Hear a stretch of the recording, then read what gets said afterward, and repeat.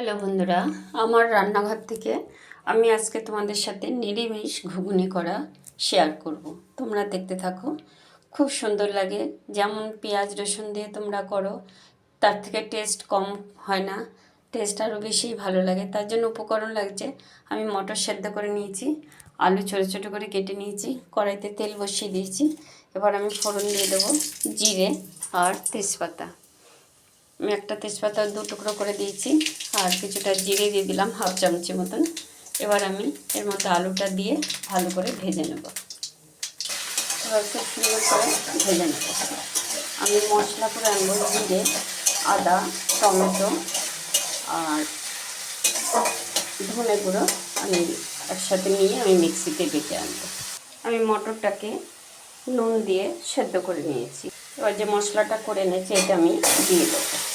আমার একটু জিরে গুঁড়ো কম মনে হয়েছে, তার জন্য একটু জিরে গুঁড়ো দিয়ে দিলাম। আমি মিক্সির জার ধোয়া জল একটু দিয়ে দিলাম। এটাতে আদা আর টমেটোটা একটু বেশি লাগে নিরামিষ করতে গেলে। আমি এবার ভালো করে কষিয়ে নেব। আমি একটা জিনিস বলতে ভুলে গেছি, আমি এর মধ্যে 4টে কাঁচা লঙ্কা দিয়ে দিয়েছিলাম, বেটে নিয়েছি। আর আমার মশলাটা খুব সুন্দর করে কষানো হয়ে গেছে। এবার যে মটরটা আমি সেদ্ধ করে রেখেছি, এবার আলুর সাথে দিয়ে আমি মটরটাকে একটু কষিয়ে নেব। আমার খুব সুন্দর করে কষানো হয়ে গেছে। এবার আমি একটু গরম জল করে নিয়েছি, এবার গরম জলটা দেবো, কেননা আলুটা একটু সেদ্ধ হবে। খুব সুন্দর ফুটে উঠেছে। এবার আমি আলুটাও আমার সেদ্ধ হয়ে গেছে, গরম জল দিয়েছি, এত তাড়াতাড়ি হয়ে গেল। এবার আমার হয়ে গেছে, এবার আমি নামিয়ে নেব। তবে আমি এখন ভাজা মশলা দেব না, যখন খাবে তখন ভাজা মশলাটা দিয়ে পরিবেশন করব।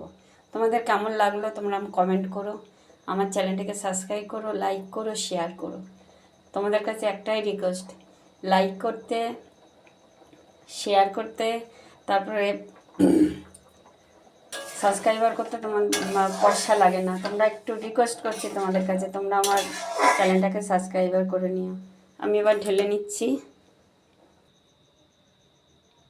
আজকে রাখছি, কালকে আবার অন্য কিছু নিয়ে আসবো।